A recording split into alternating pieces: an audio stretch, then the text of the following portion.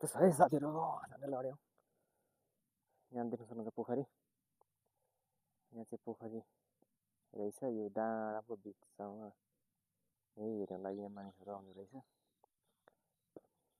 तर अहिले चाहिँ हामी 3 जना मात्रै आएको छौँ। जङ्गल छ, चराचुरुङ्गीहरूको आवाज छ। त्यसपछि यहाँ विभिन्न जनावरहरू पाउन सक्छ कि भन्ने आशा छ। साथै यस जङ्गलमा अब के भेटिन्छ, निगुरो, च्याउ, फलफुलहरू के भेटिन्छ कि भन्ने आशा छ।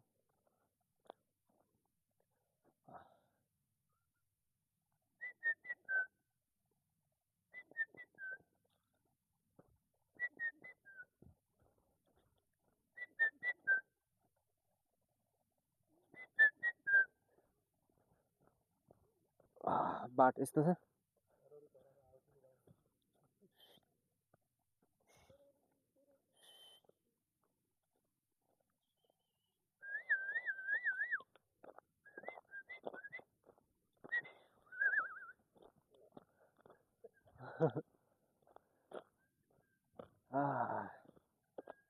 यस्तो ठाउँ छ।